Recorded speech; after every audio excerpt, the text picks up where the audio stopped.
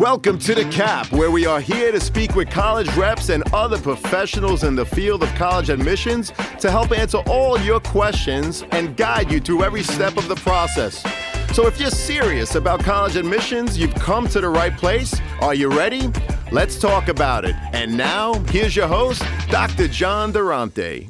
Welcome to The Cap, the College Admissions Process Podcast. I am your host, John Durante, and I am here to introduce you to college admissions representatives and other professionals in the field of college admissions. Our purpose is to serve you, the students and parents, so that you may gain insight straight from the people who ultimately make the decisions.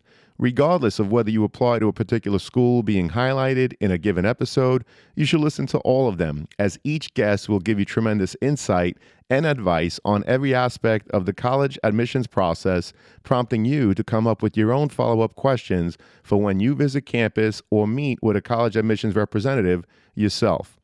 Don't forget to visit our website, www.collegeadmissionstalk.com, or the show notes of each episode to access the alphabetical list of all the colleges available with the related audio link to the right of each school. The alphabetical list provides you with on-demand access to all of the episodes so that you may listen whenever you wish. And if you want to receive links to episodes before they are released on the podcast, along with other related resources, please fill out the email opt-in form also available on our website and in the show notes of each episode.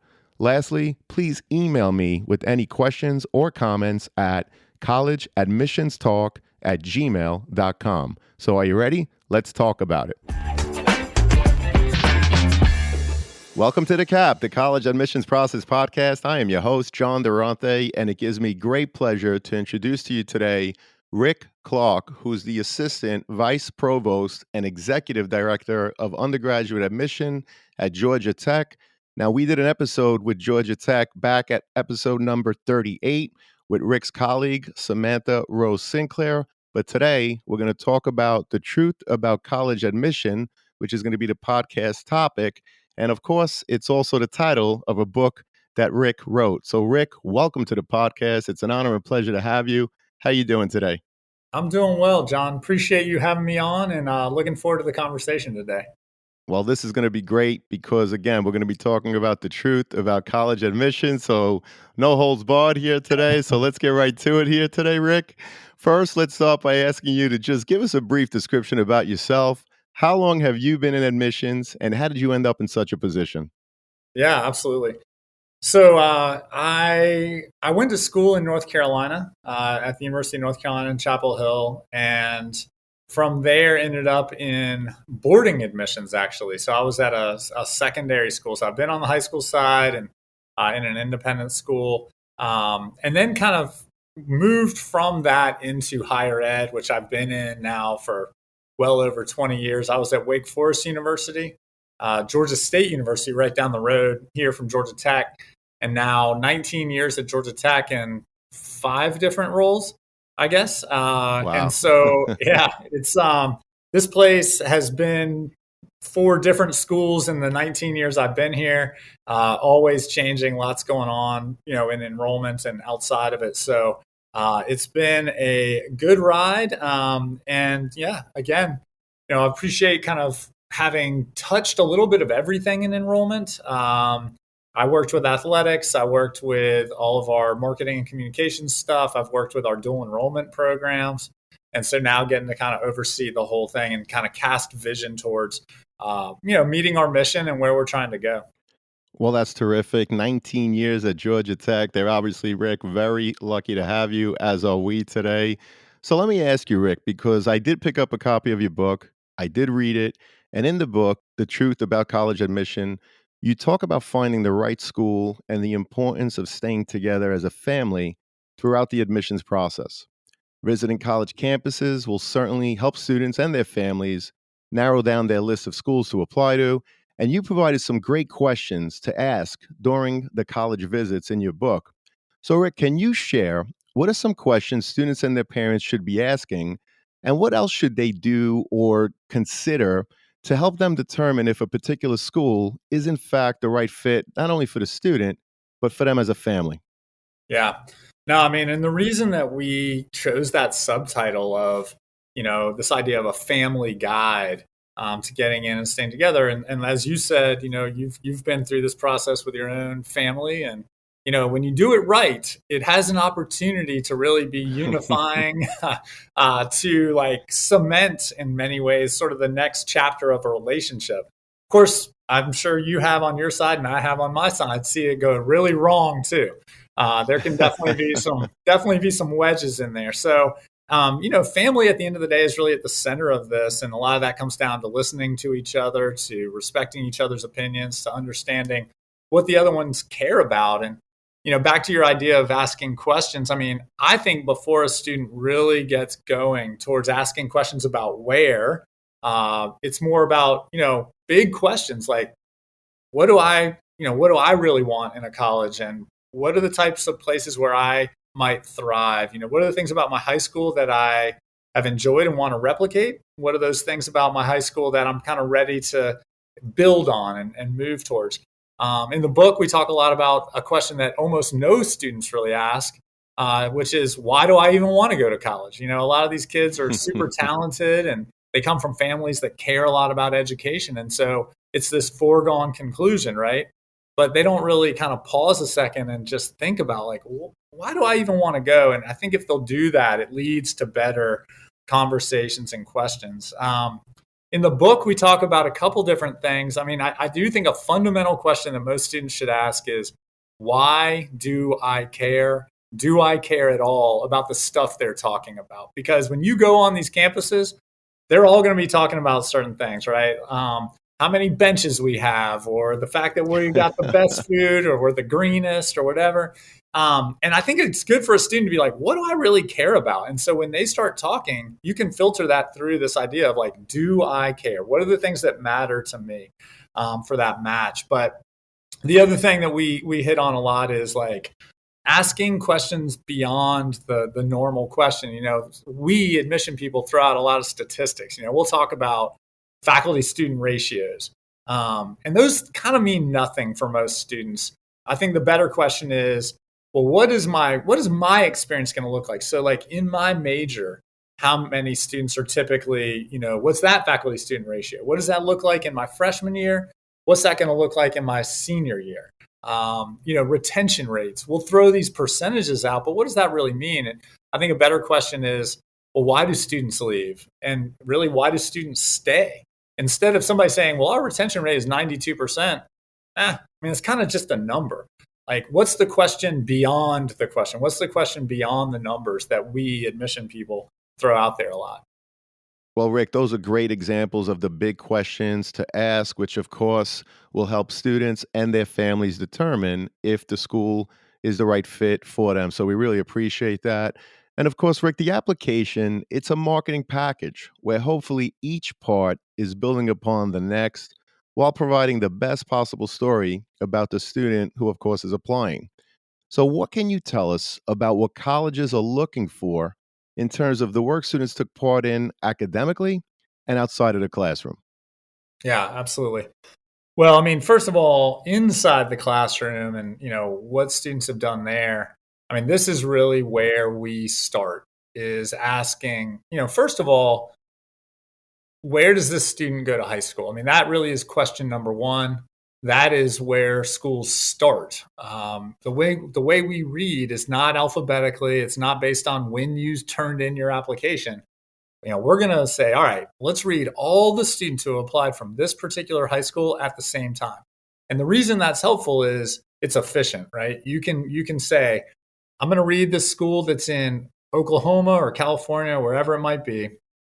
I understand their curriculum, what their grading scale is. I can see what their grade distributions are, how many students are in the school. Because at the end of the day, this concept of holistic admission, which we talk a lot about, is really all about context. Where's this kid in school? What does their life sort of look like? What did they have the opportunity to do? And how have they done with those opportunities? So inside the classroom, that means, all right, let's say you're on an AP curriculum. What classes have you chosen to take?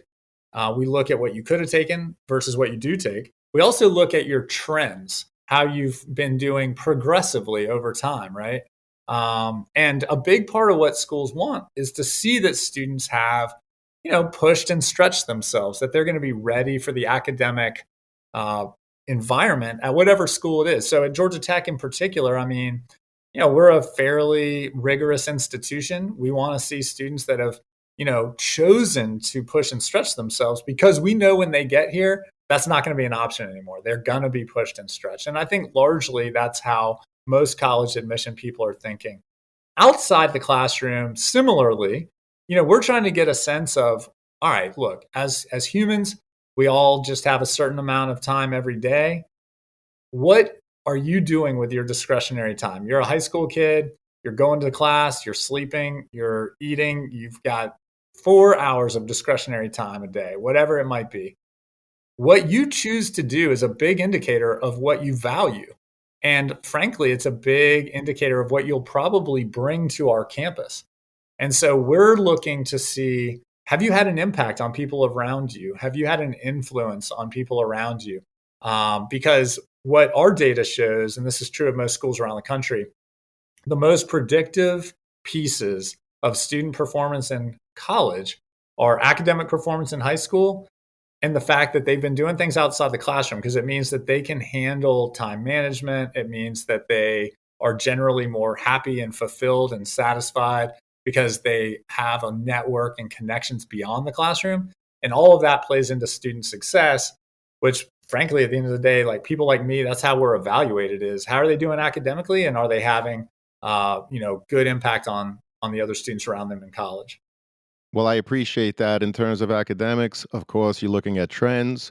What could you have taken in your high school students? What did you take? And of course, what did you do outside of the classroom after school to help people like Rick determine the kind of citizen you're going to be at their campus, what impact you're going to have, how you're going to contribute or not? So, again, Rick, we appreciate that. And in the opening paragraph of your book, you share a story about a family who tried to appeal their daughter's rejection to Georgia Tech specifically. Yeah. This was a student described as having excellent grades, impressive involvement outside the classroom, along with solid essays and letters of recommendation. In fact, Rick, you mentioned that you could have even made the case as to why the student could have been admitted to Georgia Tech, while mentioning that some students who were accepted actually had lower grades.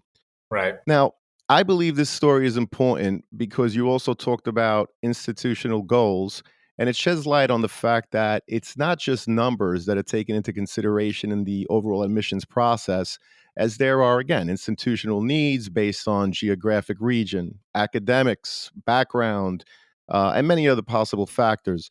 So, Rick, can you explain how institutional needs come into play in the overall admissions process?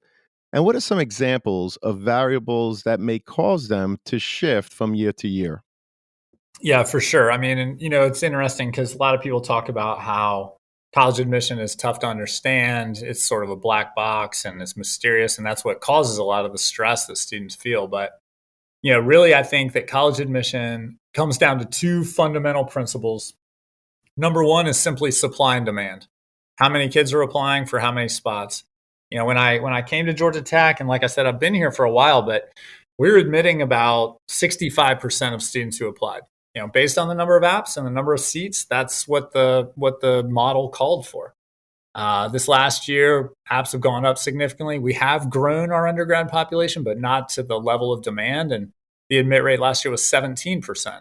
And so that is just purely about the numbers, right? But what drives a lot of the decisions, to your point, are who are you as an institution? What are you trying to achieve, and what's your mission? And no matter where your listeners are coming in from, whether that be up in the middle Atlantic or in the Northwest or wherever they might live, they can probably think of 3 or 4 colleges.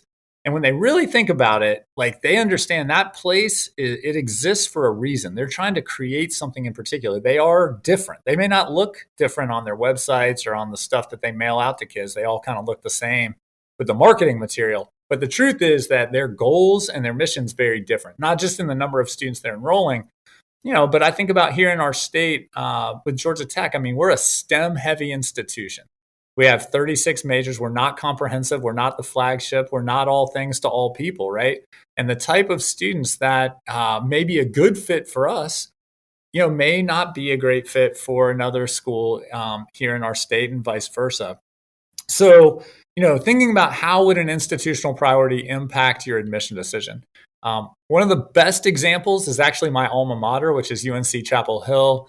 There in North Carolina, they are legislated to only enroll 18% of students from outside the state of North Carolina. And what that means is that you can be the valedictorian, you can have 8 apps in the app store, you can walk every old lady in your town across the street, be the best person anybody's ever met, right?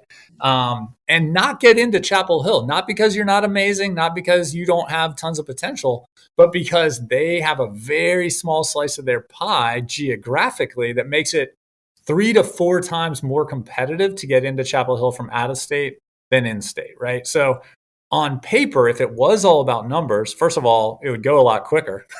But they would be in real trouble with their legislator, right? They need to make sure that they are enrolling appropriately. That's one example.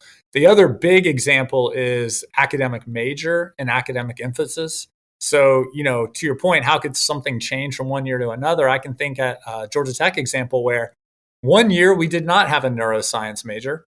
The next year we did, right? We added a neuroscience major. And therefore, a kid who prior was kind of interested in that kind of thing and talking about that, well, maybe they didn't really fit or match with us as well. Well, the next year, we've got faculty hired, we've got labs created, we've got a big monetary investment, and we need students for that program, right? And so that is an institutional priority. So an older sibling, a younger sibling might have a better or less of a chance of getting into a certain college, not because of who they are or what they took, but because of what that school is trying to achieve in that particular year, right? And to your point, that does shift and change, sometimes even year to year, but certainly within a few years, no question.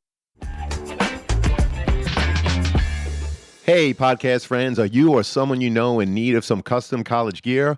Prep Sportswear carries a wide variety of college fan gear and apparel, including t-shirts, sweatshirts, hoodies, hats, and so much more.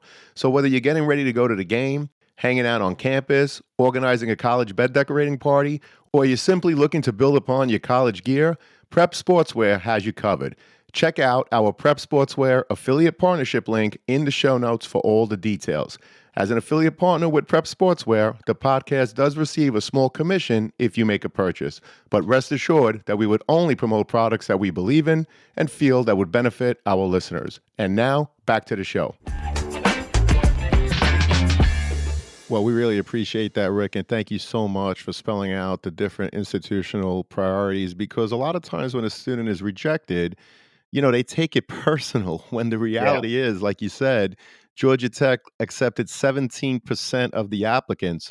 And I'm willing to bet that the first 20%, if you will, that were rejected, their middle 50%, if we're only going to look at academic scores, probably not that different than the 17% that were admitted. Would you say that that's somewhat true? Oh, absolutely. I mean, I will tell our board here and, academic deans all the time. I mean, if we had room, we could easily admit 80, maybe 90% of our applicants if it was just about doing well academically, and that's why schools have holistic review, right? It is more than the numbers. And to your point, I have a friend that always says the way that admission decisions are made is very different than the way admission decisions feel to students when they receive them, For sure. Yeah. And so, Rick, with the increase in schools going test optional and the ease with which to apply to multiple schools, thanks to the Common App and things like the Coalition app, schools are receiving far more applications than ever before. As admissions professionals, how do you determine the number of applicants to accept, waitlist, and even deny when you receive, like you said, far more applications from deserving candidates than seats available? A lot of that is based on what we call predictive models, right? And so we look at history to determine, all right, let's start with this. Every school around the country has a bowl, all right? So imagine every school's got a different bowl. The bowl size varies. So if you are Rutgers University, your bowl size is pretty big, right? You're enrolling a bunch of kids. If you're Princeton University down the street from Rutgers, your bowl size is a lot smaller, but everybody has a goal to fill that bowl, right? What they do is they look and say, all right, how many applicants did we receive? And in the past, how many people have said yes to our offer? So if Rutgers and Princeton both got the same number of applications, but their goal to begin with, Princeton's is lower than Rutgers, well, that's already going to dictate your admit rate. And that's even driven a little bit down the road by how many say yes. And so to give you an example of that, here at Georgia Tech, our yield rate for students from inside our state is 65 to 67%, meaning 2 out of every 3 say yes to your offer. So basically what you do is you look at how many apps that you receive, you look at what your end goal is, and then you basically go from there to say, well, then our admit rate needs to be X, knowing we'll yield at Y, and that's going to bring about the percentage or the raw number of students that we need to make our class. Now, that said, nothing like a pandemic to screw up a historical predictive model, right? So, one thing I would say is, it's been challenging these last couple of years because the yield has really been pretty messed up. There's been variable. And I think a lot of schools are still adjusting to figure out their new yield models. What that's led to, unfortunately, I think for students is more kids getting waitlisted because schools are they don't want to overfill their bowl, right? Because then that causes problems for housing, problems for getting classes and this and that. At the same time, they don't want to go under their bowl size because that's going to be a revenue loss and this kind of thing. So they need to ease up, right? Thinking about pouring milk in there and getting your cereal at the top of the bowl kind of thing. So they need to add slowly so that they can hit their target. And unfortunately that means, and you've probably seen this on your side of the desk, that more kids are getting offers later in the summer sometimes because wait lists, right, activity is happening. 2020 was a complete mess. 2021 a little better. Maybe we're leveling back out, but because of these equations and formulas and the fact that, things got really disrupted with the pandemic, it has messed with that whole model a good bit.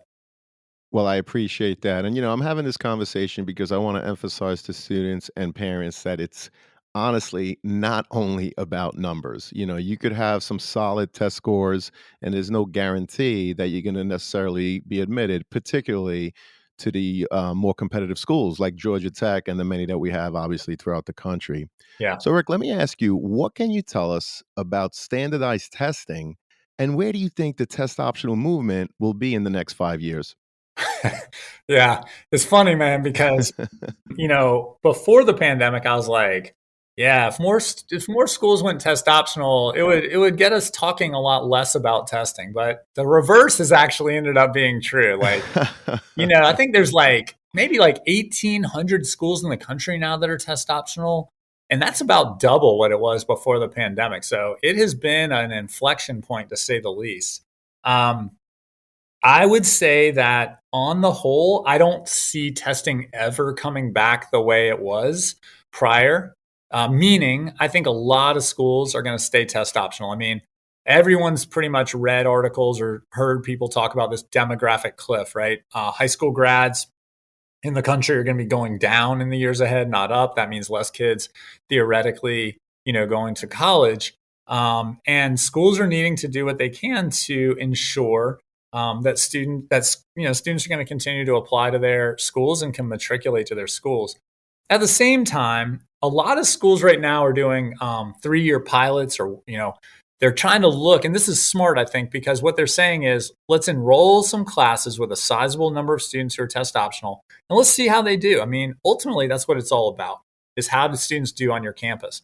And back to our conversation from earlier, they're not all the same. One school might determine tests really are predictive of success at their campus for one reason or another, but you usually need a couple years to really figure that out. Let's let them get here. Let's see how they do their first year. And then let's maybe look at their 4-year graduation rate. So I think these schools that have taken the approach of 3-year pilots, 5-year pilots, that's all based in data. It makes a lot of sense. I believe that we're going to see most schools maintain that because I think the data will show that a holistic process in particular can be well done in a way that ensures students do well when they arrive on campus. But then you've got your Purdue's, MIT's, I mean, Florida system, even here in Georgia, where either boards or legislators have decided that test scores are going to be required, and that will certainly come back in part. But I don't ever see it going back the way it was prior to the pandemic. I think that students benefit in some ways by at least taking the test, having the test. It's also a way that schools recruit, right? Schools buy names from testing agencies. It's a way to get on the radar of schools. So there's still some value there, but I don't think for the admission process it will be as critical as it was, pre 2020. I happen to agree with you, and the representatives that I speak to from around the country that have recently gone test optional, they're saying just that they're going to basically conduct their studies for the next 3, 4, 5 years to determine if things like graduation rates change and are less than what it was before the test optional movement. So I happen to agree with you, and it's going to be very exciting to see how the college process moves on in the next 5 years and beyond. So Oh going yeah, I back to the mean, applic. Go ahead. I'm sorry. well, I was just going to say, I mean, another big thing right now coming, I think, is AI, right? I mean, Yes. with Yes. everything with AI, I mean, will schools still require essays in the years ahead? Do they need to look for other ways to demonstrate a kid's ability to either write or, put themselves out there? I mean, I think we're going to see some really radical change in the next couple of years, and hopefully, and I do believe most of that is really to the advantage of the student. Not so much like getting into certain schools, but more comfortable, easier to apply. Well, I think that's a great point, Rick. And ironically, just today, a colleague shared a news clip and an article regarding AI and how there's a program where you can basically ask the computer to write an essay for you, and it Yeah, does a pretty good job, doing that. So you're absolutely right. Who knows if the future of college admissions, rather than it being an essay, maybe it's going to be an interview. I don't know, right, but sure. it's certainly gonna shift, with the improvements of technology. So thank you so much for sharing that. And getting back to the actual application itself, Rick, when reviewing applications from various high schools, how do you take into account when one student's school offers close to 20 AP courses, for example, while someone else's might offer only 5? How do you differentiate those applications? Yeah. Well, and I mean, thinking here, I mean, Georgia Tech's located in Atlanta and 5 miles from here. If you go different directions, I can think about a school that offers 20 and a school that offers 5, just like you said. So we see that all the time. And, I think this goes back to our conversation from earlier. The idea is context, right? I mean, we're not going to penalize a student for where they live and where they go to school, and similarly, we're not necessarily going to reward them just because they happen to grow up in a certain zip code or go to a certain school. The bigger question is, look, what did you do with the opportunities you were given? What did you have access to? Don't worry about the school down the street. What can you do at your high school? What do you do there? And on the college side, what we say is a couple things. One, we look at that almost like a character trait, right? Here's a kid who is pushing and stretching themselves within the context that they have available to them. This is why a school's never going to say, you must have 12 APs or something. That means they would never enroll students from certain high schools. The other thing, back to our just our last conversation there about data, we have more data available to us than ever before. And so one of the things that we are able to do is look at students from that high school that we've enrolled in the past and say, all right, here's a kid who goes to that high school that quote unquote only has 5 APs. They took 3 or 4. Well, maybe we've enrolled a kid in the years prior, a couple of students from the years prior who came to our campus. Well, how are they doing, right? And so this is the kind of thing that really wasn't available, at least not in an easy way, to admission officers 5 years ago. We tried to like duct tape it together and make it work, but it really was very clunky. But now with Slate and some of the other CRMs that schools are using on the college side, you can see that, and we can back map and sort of reverse engineer a little bit, right? So that's super helpful, and that's definitely going to continue. And I would say increase in the years ahead is that universities will be looking at historical data and then student performance on their campus to figure that out. Obviously, you're always going to get some schools you've never gotten an applicant from, or that kind of thing. But in large part, it will be a big part of the admission process and gives you a lot of you know reassurance, I guess, when you're making admission decisions. Yes, and I guess that a student who applies for the first time from a high school that you haven't seen before, obviously you're going to look at their school profile just to get a sense of what they offer. And Yep. of course, like you said, with the use of technology, you could look at the trends, the historical context in terms of if a student is applying from ABC High School and there were 20 kids that applied the year before and 20 the year prior to that. Now you have a historic trend that you could look and make comparisons to, I guess, help inform your decision. Is that how it works, Rick? That's exactly right. Okay, well, I appreciate that. And switching gears just a little bit, Rick, the United States Department of Education requires that each of the colleges and universities make available something called the net price calculator. Yet, I'm surprised about how many people are now familiar with the net price calculator and how it actually works. So, Rick, can you explain where does one find a net price calculator for each of the schools?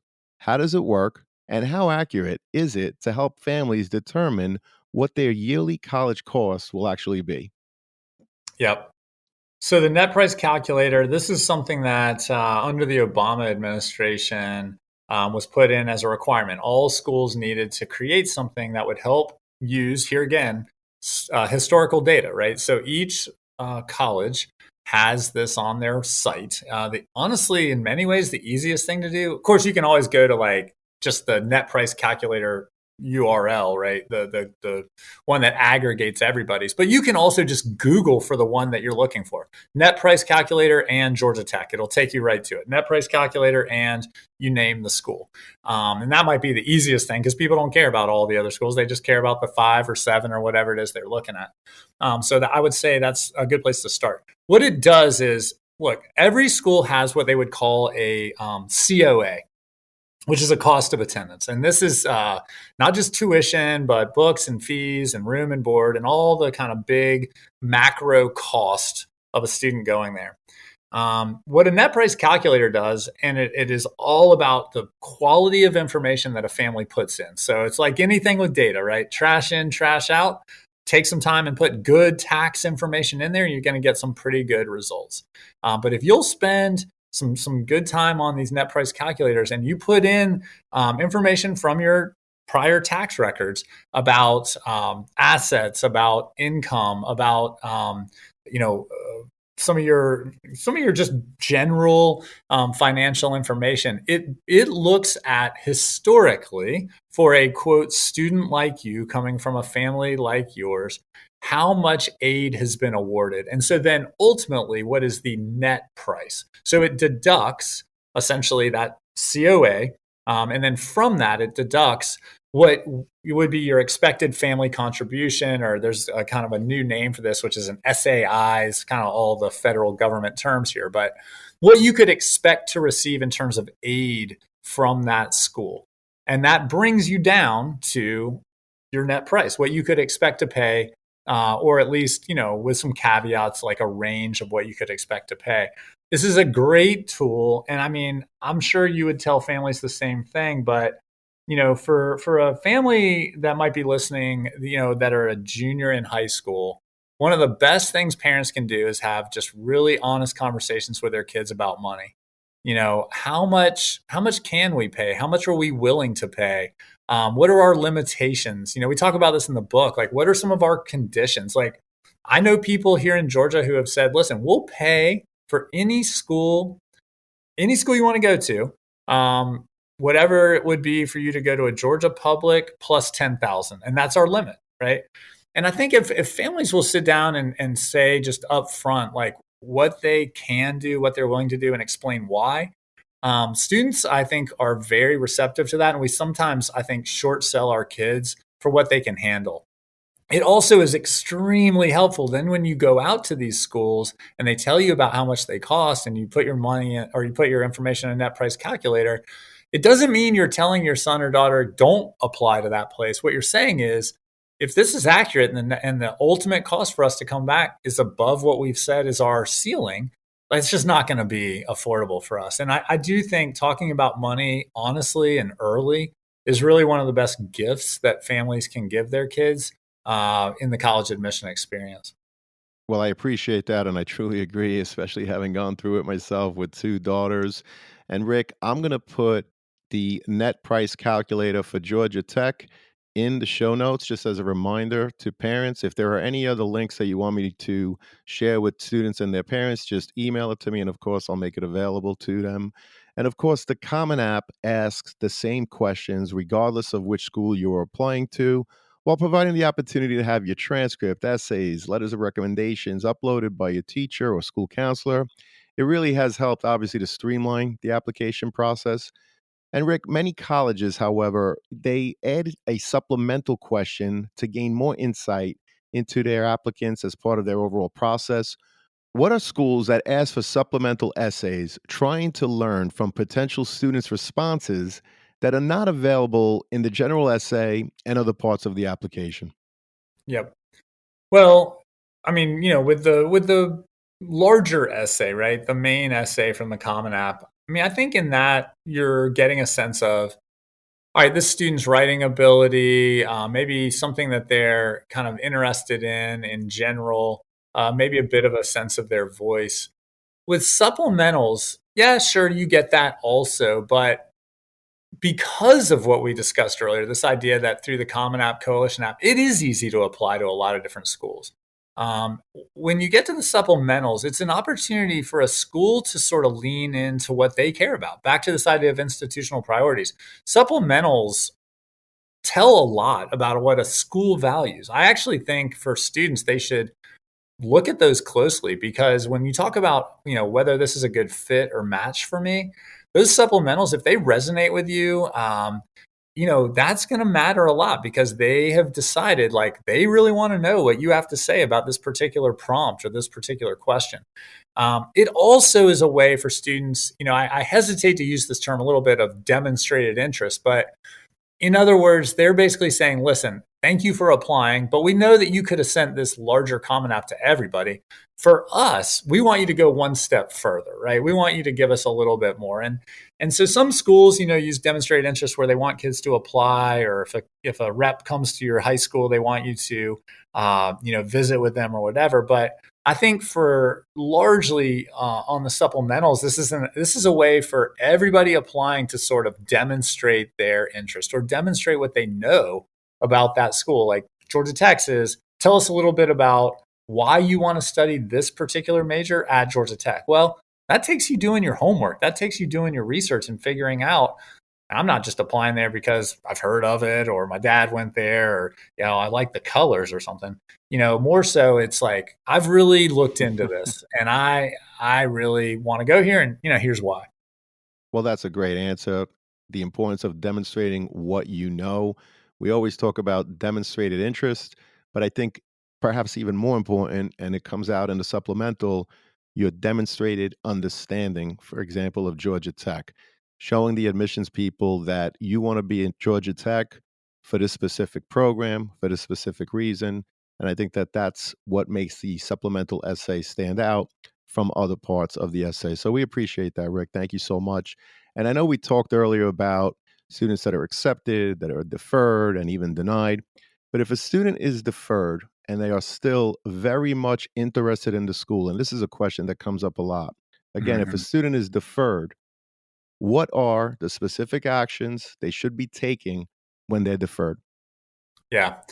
Well, we kind of joke a lot about the idea that it's too bad that deferred and denied both start with DE, right? Because they're very different. They're very different. I mean, to your point, like a deferral is not a denial. I mean, somebody didn't make a mistake and accidentally defer you. If they wanted to deny you or they thought you should be denied, they would have done that. A deferral is a tell us more. A deferral is a maybe. It's a hold on, and that's hard. I get that. I mean, as humans, we want answers and we want to know what's going to happen, and it's hard to wait. Nobody loves waiting. But each school defers students because sometimes they just feel like they really want to see more. What were your senior year grades? I mean, we're basing admission decisions sometimes, especially coming out of COVID. I mean, on for this senior class right now, a very disrupted first year in high school, and then 2 years with a COVID tail. That's tough, right? So deferring a student sometimes is about saying, listen, you're in your senior year. These classes are pretty tough. You've got a lot going on outside the classroom. How are you doing in those classes? We just want to see that full semester.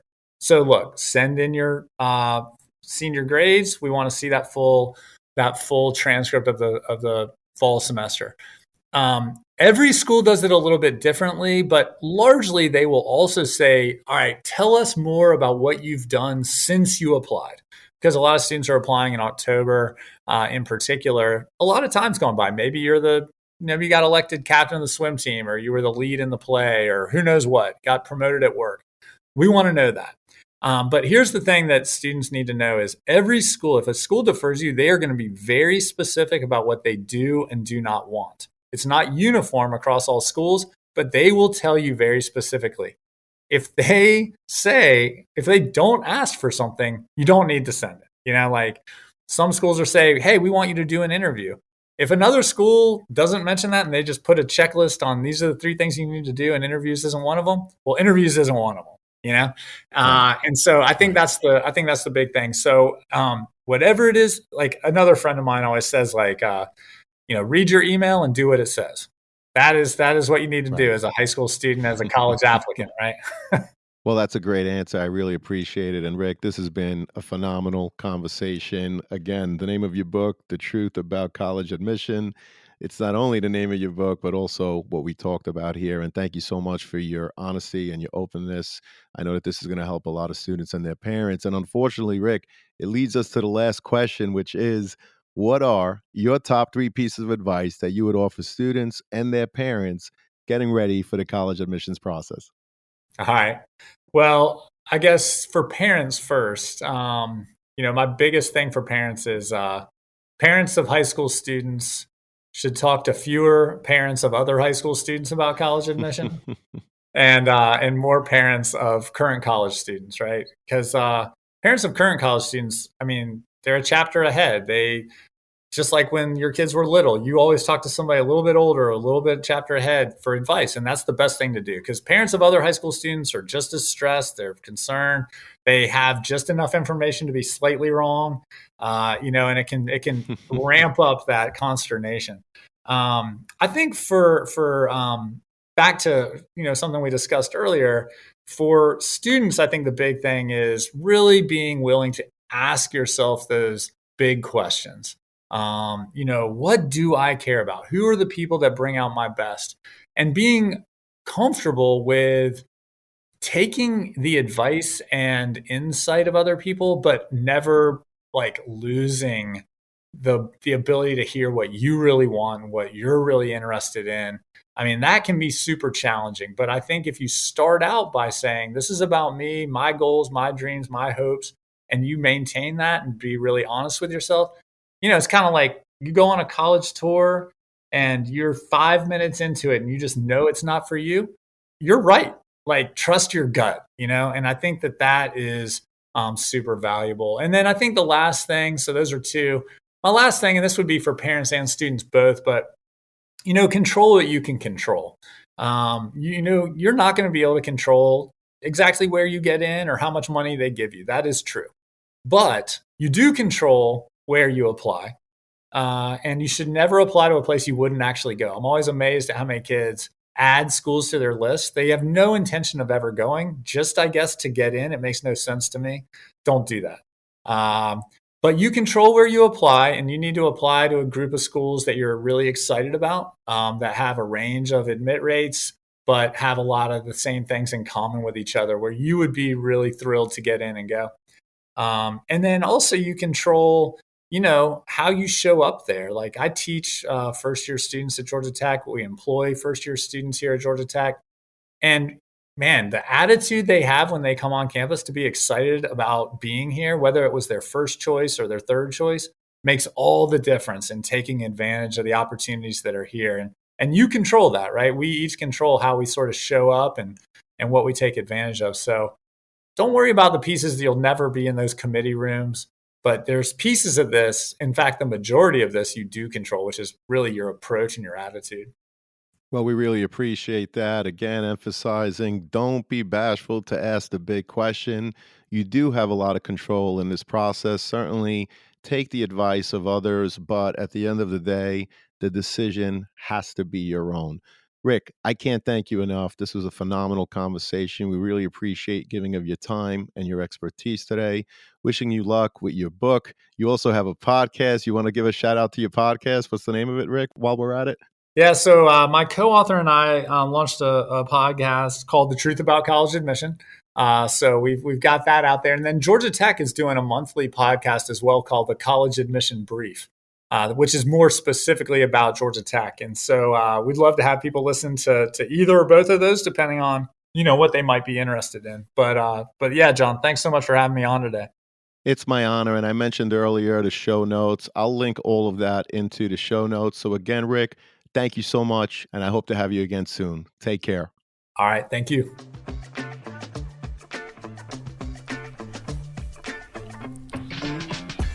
Thank you for joining us on this episode of The CAP, the College Admissions Process Podcast. We hope you enjoyed the show. If you did, please don't forget to tell a friend and follow us on Facebook, Instagram, Twitter, and wherever you listen to your podcasts. I am your host, John Durante, and I look forward to seeing you on the next episode of The CAP. What's up, podcast friends? I'm happy to announce that we've teamed up with some fantastic affiliate partners to further enhance your overall college journey. So do you or someone you know needs stylish dorm decor, trendy college apparel, or top-notch test prep? Whether it's creating a cozy home away from home, flaunting the latest in college apparel, or securing top-notch test prep help, we've got you covered. Check out our affiliate links in the show notes within each of these categories, which we believe will help you, our listeners. Please note that if you make a purchase through any of our affiliate links, the podcast does get a small commission. But rest assured that we would only promote products that we believe in and feel would benefit you, our listeners. So check out the links in the show notes and share with anyone you think may benefit. Thank you all, and best wishes.